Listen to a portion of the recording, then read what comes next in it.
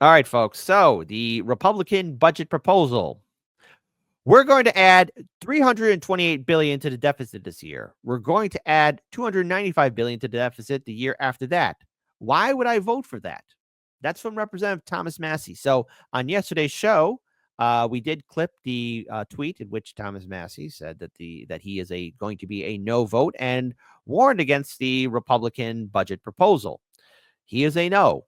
And look, I have to say, when we covered the aspects of what people could lose and what's going to be cut and how much is going to be added to our deficit, I think a lot of us should be concerned. So, yes, I do want to hear what Representative Thomas Massie has to say, because I think we're getting a warning that things are not going to be all spick, span, and shiny, that things are going to get very rough for a lot of people. Yeah. Can you just talk to us? Are you still a no? Is there anything? They convinced me in there. I'm a no.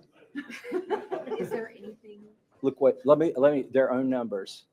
If the Republican plan passes under the rosiest assumptions, which aren't even true, we're going to add $328 billion to the deficit this year. We're going to add $295 billion to the deficit the year after that, and $242 billion to the deficit after that, under the rosiest assumptions. Why would I vote for that? So are you solidly a no? Yeah, they convinced me. I was a lean no until this meeting. Now I'm a no. This no confirmed. This is you a were no. Why? Why? They're talking points. Look, these are not something I made up. This is the leadership's talking points. It adds $328 billion to the deficit. It adds $295 billion to the deficit the year after that. The only way they get to this magic thing where it's not going to kill our country is 5 years from now, they imagine that 2.5% growth accumulates, and that even right here they say they're going to cap discretionary spending. You think we're going to cap discretionary spending and then spend at the rate of inflation after that? That has never happened. So their assumptions are wrong. But even if you take their assumptions at face value, they told us in there they're going to increase the deficit in 2025 by $328 billion. And I've been here long enough. I've been here 12 years. So I've seen a 10-year plan or two come all the way to 10 years. Under Boehner, we had these 10-year plans. Under Ryan, we had these 10-year plans. Anything past the third year never happens. So there you go. And that's from somebody who, yes, we've all seen the memes of him smiling, and then we see him with his beard having that 10,000, 20,000, 50,000, 100,000 mile stare, right? So let's go ahead and talk about it. Let's go ahead and bring this up here, because House Republicans rammed through their budget blueprint late Tuesday after U.S. President Donald Trump intervened to pressure wavering members to vote for the resolution, which jumpstarts a process of enacting sweeping cuts to Medicaid and other programs to finance trillions of dollars in proposed tax cuts, primarily for the rich, as if they don't have enough already. Come on, give us a slice of cake, why don't you, huh? Come on, Marie Antoinette. Just one Republican, Representative Thomas Massie of the great state of Kentucky, joined every House Democrat in voting against the resolution. And no, the Democrats are not going to get off easily here, because now they're trying to sound like lions after years of us asking them to do the right thing and actually fight for us, which they never did.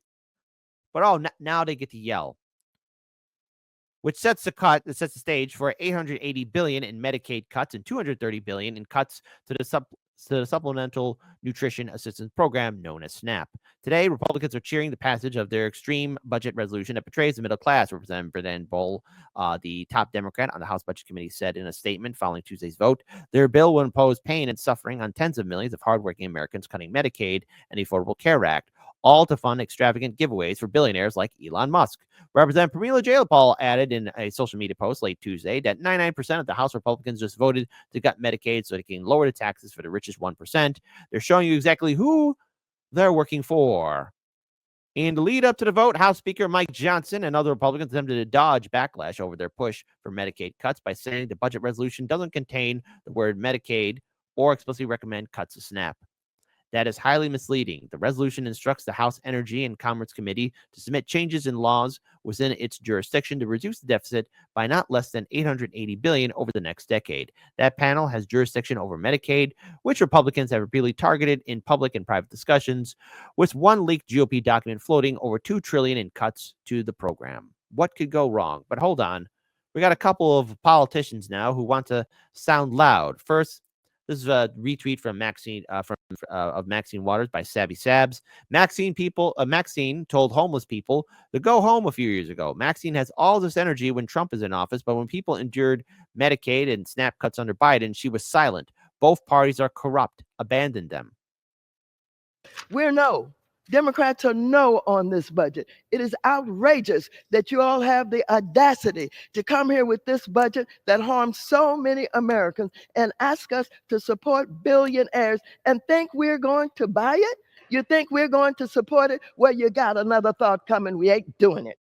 Uh-huh. Wow. And hey, here's Nancy Pelosi. Just listen to your constituents. Hear what they have to say about what it means to their physical well-being. Listen to your constituents. The numbers are staggering. By voting for this cruel bill, you are betraying hardworking Americans by raising costs for all those already struggling to make ends meet. The president said he was going to reduce the cost of living. He didn't. Reduce inflation. He didn't. Indeed, a vote for this budget is a vote against Medicaid, ripping away healthcare from children, people with disabilities, and seniors. And it's a vote against SNAP, as the distinguished chairman indicated, taking food out of the mouths of babies. And you do that with glee. Oh, wow. But that's what Democrats were doing for a long time, too. Why are you always lying, Democrats? Why? Now, this entire program, and I want to pull this up here from, again, commondreams.org. I just want to read this final segment here of what we're in store for. So Sharon Pratt, president of the Center on Budget and Policy Priorities, said in a statement that both the House and Senate budgets significantly missed the mark on what should be their basic goals: lowering costs, increasing opportunity and responsibility, addressing our nation's long-term priorities, including reducing future economic risks associated with high deficits. But the enormity of program cuts called for by the House budget stands as a singular threat to the well-being of people in every state, city, and rural community, threatening to take away their health coverage, make health care more expensive, and make it harder to afford food and college, said Parrott. The quick math on the House budget shows a stark equation. The cost of extending tax cuts for households with incomes in the top 1%, $1.1 trillion through 2034, equals roughly the same amount as the proposed potential cuts for health coverage under Medicaid and food assistance under the Supplemental Nutrition Assistance Program. House Republicans' budget paths of higher costs for families, more people without health coverage, increased poverty and hardship, and higher debt, all in service of tax cuts for the wealthy and profitable business interests, is the wrong direction for our nation. It is also directly at odds with the recent election in which so many people expressed concern about their ability to afford food, housing, health care, and other necessities, and at odds with the promises made by them by President Trump. So there you go. The budget was passed. It's going to be in the Senate, and then Trump's going to sign it. This is where we need to do mutual aid and community outreach, community organization, because we're on our own. We've always been on our own, but this is it.